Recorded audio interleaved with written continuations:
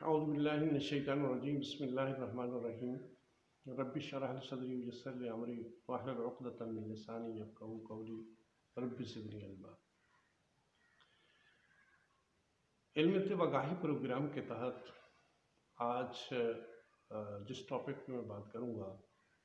وہ ہے hepatitis. Hepatitis ہمارے معاشرے کا ایک برننگ کویسچن بھی ہے، خوف و ہراس بھی ہے، اور یقیناً یہ مرض بڑھتا بھی جا رہا ہے۔ اس حوالے سے میں آج بنیادی علم دینا چاہوں گا، نالج شیئر کرنا چاہوں گا کہ ہیپاٹائٹس کہتے کسے۔ ہیپا سے مراد ایکچولی جگر ہے، یعنی جگر کے سیل کو ہیپیٹک سیل کہتے ہیں، اور ہیپاٹائٹس جگر کی سوزش کو کہتے ہیں۔ میڈیکل سے تعلق رکھنے والے یا جان بوجھ رکھنے والے یہ جانتے ہیں کہ جب کسی سیل کے ساتھ، ٹیشو کے ساتھ، آرگن کے ساتھ آئٹس کا اضافہ کر دیا جاتا ہے میڈیکل ٹرمز کے اندر، تو اس کو جو ہے سوزش اس سے مراد لی جاتی ہے۔ تو اسی طرح ہیپاٹائٹس جو ہے یہ جگر کی سوزش کو کہتے ہیں، اور پرانی کتب کے اندر، طب یونانی کی کتب کے اندر اس کو التہاب الکبد کہا گیا ہے۔ التہاب کہتے ہیں سوزش کو، اور کبد جو ہے وہ جگر کو کہتے ہیں۔ تو پرانی کتب کے اندر التہاب الکبد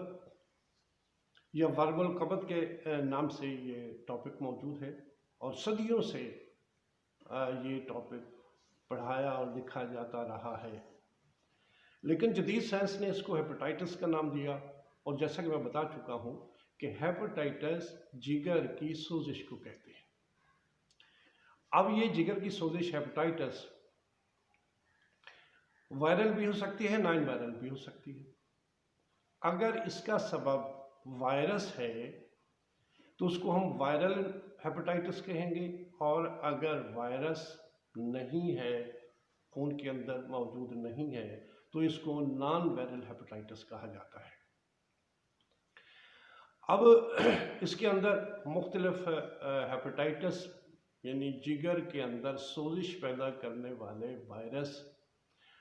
مختلف شکلوں میں دیکھے گئے، اس کو مختلف نام دیا گیا، جیسے hepatitis A, B virus, C virus, D virus, E virus, G virus, اور اب تو بہت سارے اور وائرسز بھی دیکھے گئے ہیں۔ لیکن ان تمام میں مہلک جو ثابت ہوتا ہے دو وائرس ہیں، ایک ہیپاٹائٹس بی اور دوسرا ہیپاٹائٹس سی۔ کہ وائرس جو ہے یہ خون کے اندر جب جاتا ہے تو یہ خصوصی طور پر جگر کو اپنا ٹارگٹ بناتا ہے، کیونکہ یہ جگر کے اندر ہی سوزش پیدا کرتا ہے، تو یہ جگر کو ٹارگٹ بنا کر سوزش کی مختلف صورتیں اور مرض کی علامات پیدا کرتا ہے۔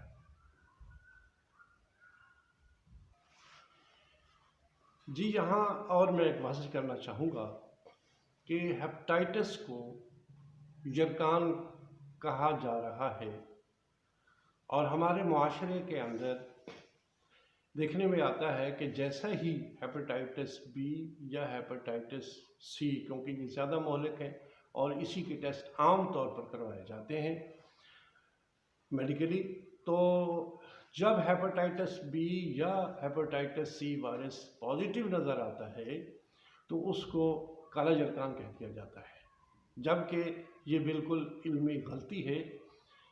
ہیپاٹائٹس جگر کی سوزش کو کہتے ہیں، اور جرثومہ ایک علیحدہ کیفیت ہے، علیحدہ مرض ہے، جس میں کتب قدیم کے اندر اس کو بنیادی طور پر دو حصوں میں تقسیم کیا گیا ہے، ایک جرثومہ اصفر اور ایک جرثومہ اسود۔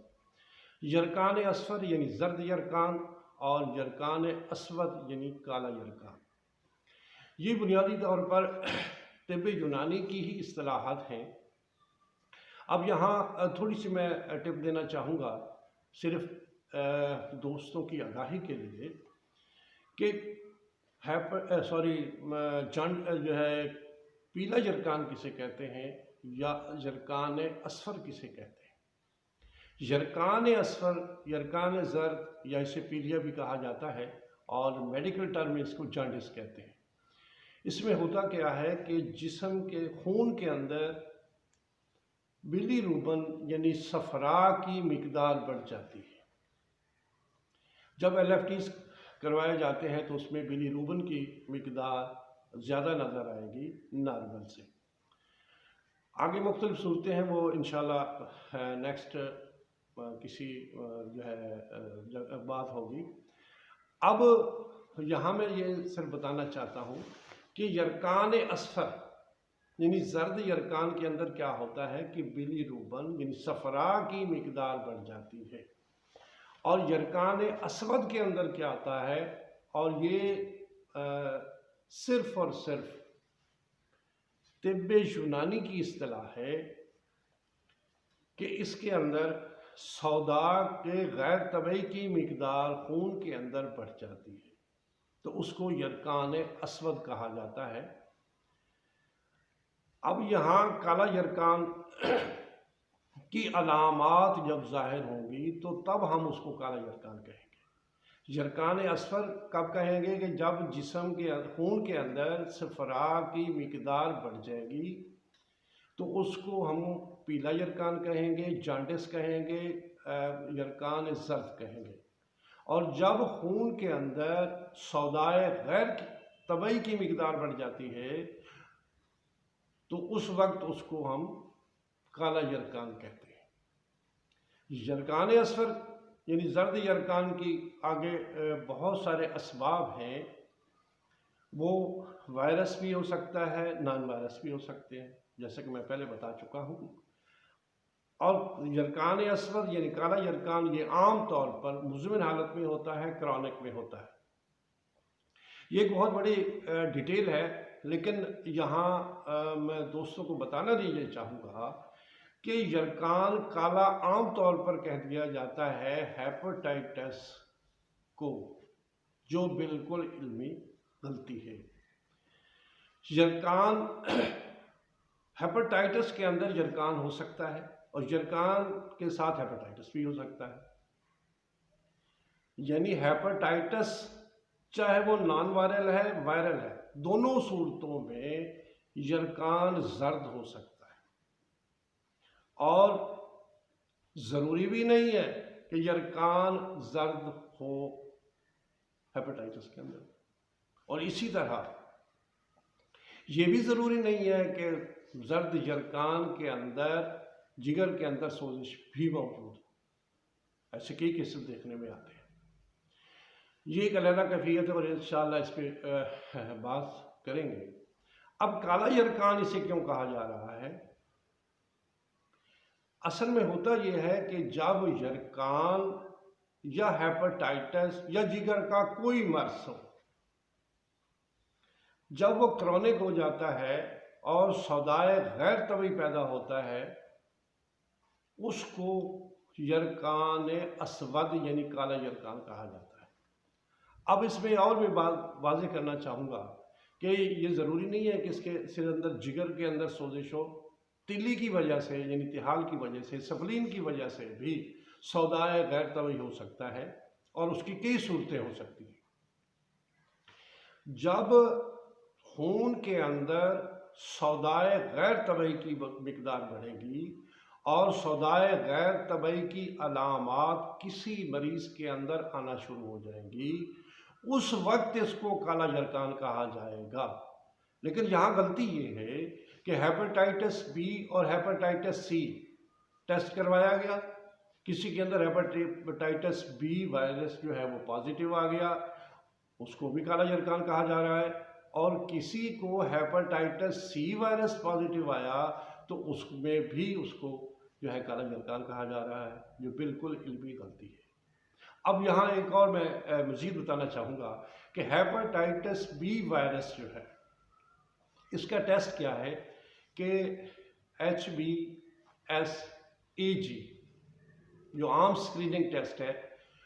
وہ کروایا جاتا ہے، اور اس میں کیا ہے کہ ہیپاٹائٹس بی وائرس کا اینٹیجن دیکھا جاتا ہے، کہ خون کے اندر اینٹیجن موجود ہے۔ اب اینٹیجن کیا ہے کہ وہ وائرس یا وہ دشمن آپ کہہ لیں جو خون کے اندر شامل ہوا ہے، اور اس کا ٹارگٹ کیونکہ جگر ہوتا ہے، ابھی تک وہاں پہنچا ہے یا نہیں پہنچا ہے، جگر کو اس کو نقصان پہنچایا ہے یا نہیں پہنچایا، جگر کو سوزش پیدا ہوئی ہے یا نہیں ہوئی ہے، یہ اگلے ٹیسٹ ہے یا اگلی انویسٹیگیشن ہے یا کلینیکلی جو ہے وہ ایک معالج ہی دیکھ سکتا ہے جو کوالیفائڈ ہے۔ اب یہاں ہیپاٹائٹس بی اینٹیجن پازیٹیو آ گیا اور اس کو کالا یرقان کہا جا رہا ہے، جو بالکل غلط ہے، جبکہ اس کی کوئی علامات جسم کے اندر نظر ہی نہیں آ رہی۔ اسی طرح ہیپاٹائٹس سی وائرس کا ٹیسٹ جو اسکریننگ ٹیسٹ عام ٹیسٹ ہے، اس میں کیا کیا جاتا ہے کہ اینٹی ایچ سی وی اے بھی چیک کیا جاتا ہے، یعنی اینٹی باڈی کا ٹیسٹ ہے۔ اب اینٹی باڈی کیا ہے کہ جب کوئی جسم کے اندر اینٹیجن یعنی دشمن جسم کے اندر داخل ہوگا تو جسم اس کے خلاف اینٹی باڈی بناتا ہے، کہ جیسا کہ تمام دوستوں کو معلوم ہے کہ اگر کسی دیہات کے اندر، کسی جگہ پر، کسی شہر کے اندر کوئی دہشت گرد داخل ہوتا ہے، اس کو اطلاع جو ہے جب سیکورٹی اداروں کو ملتی ہے تو وہ سیکورٹی کے ادارے الرٹ ہو جاتے ہیں، اور مختلف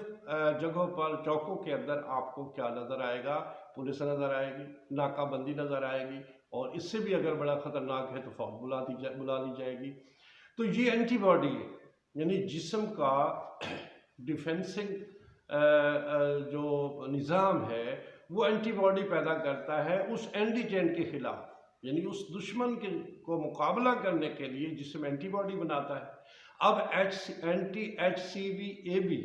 یعنی ہیپاٹائٹس سی کی جو عام سکریننگ ٹیسٹ ہے وہ کیا ہے؟ اے بی کا ٹیسٹ ہے، یعنی اینٹی باڈی کا ٹیسٹ ہے۔ خون کے اندر جب دیکھا جائے گا تو اینٹی باڈی پازیٹیو ہے، یعنی جسم کے اندر، خون کے اندر اس ہیپاٹائٹس سی وائرس کے خلاف ہمارا جسم جو ہے وہ اینٹی باڈی بنا رہا ہے۔ تو اس سے یہی کہا جاتا ہے کہ کیونکہ یہ اینٹی باڈی بن رہی ہے اس لیے اس کا مطلب یہ ہے کہ جسم کے اندر ہیپاٹائٹس سی کا وائرس داخل ہوا۔ اب یہ ضروری نہیں ہے کہ وہ موجود ہے یا چلا گیا ہے،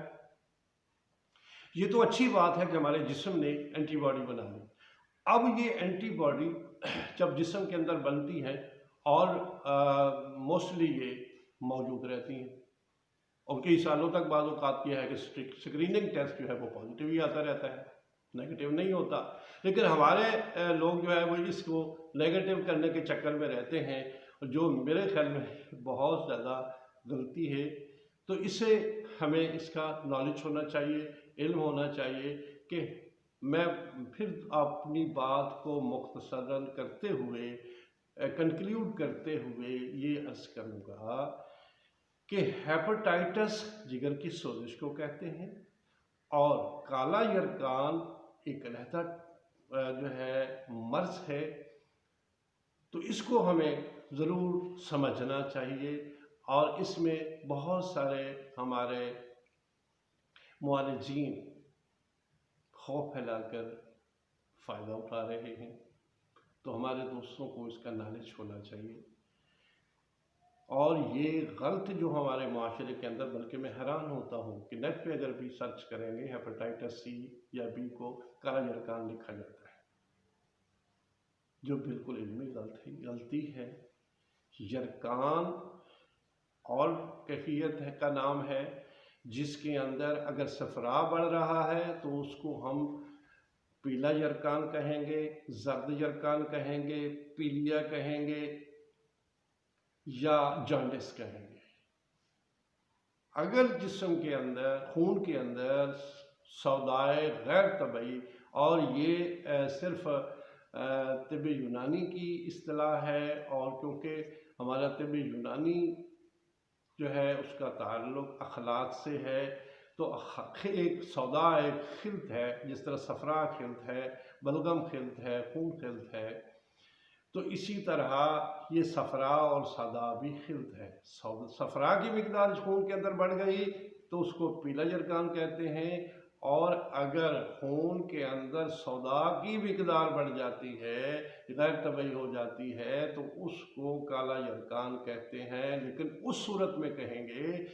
جب اس کی علامات مریض کے اندر آنا شروع ہو جائیں گی، اور یہ عام طور پر کرونک کے اندر ہوتا ہے، چاہے ہیپاٹائٹس بی ہو چاہے ہیپاٹائٹس سی ہو، دونوں کی صورتوں میں جب جگر بہت زیادہ خراب ہو چکا ہوتا ہے اور جسم کے اندر سودائے غیر طبعی کی علامات آنا شروع ہو جاتے ہیں، تو اس وقت اس کو ہم کہیں گے کہ اس مریض کو کالا یرقان ہو چکا ہے۔ اس میں عام طور پر جب جگر کافی متاثر ہو چکا ہوتا ہے، علامات سودا کی آنا شروع ہو جاتی ہے، جیسا کہ میں تھوڑا سا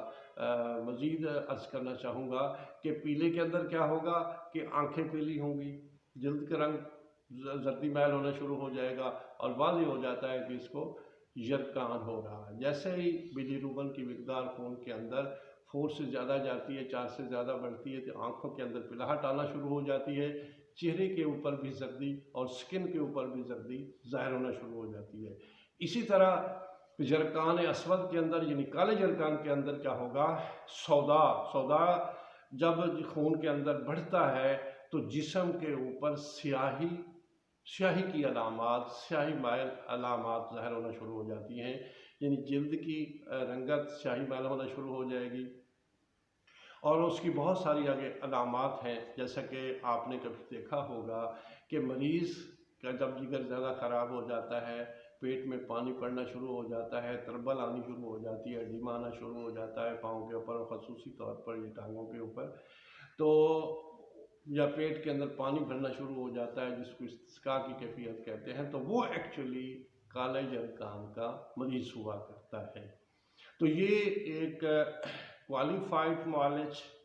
کوالیفائڈ حکیم ہو، کوالیفائڈ ڈاکٹر ہو، کوالیفائڈ ہومیوپیتھ ہو، وہ ان علامات کو سمجھتا بھی ہے، مرض کی کیفیت کو سمجھتا ہے، اور وہی جان سکتا ہے۔ لیکن ہمارے یہاں کچھ عطائی ڈاکٹر جو انکوالیفائڈ ہیں، وہ بھی بہت سارے نظر آتے ہیں ہمارے معاشرے کے اندر، اور لوگ اس سے علاج کرواتے ہیں، اور ایسی صورتوں میں تو یہی کہوں گا کہ انہیں بچنا چاہیے، اور کوالیفائڈ، اور ساتھ میں یہ ایک اور لفظ کا اضافہ کروں گا کہ مخلص معالج اور علم رکھنے والے معالج سے ہی اس بارے میں علاج کروانا چاہیے اور معلومات دینی چاہیے۔ تو یہ مختصراً میرا جو تھا بتانا کہ ہیپاٹائٹس اور یرقان میں فرق کیا ہے۔ تو آج کے لیے اتنا ہی، انشاءاللہ نیکسٹ اس پہ مزید بات کریں۔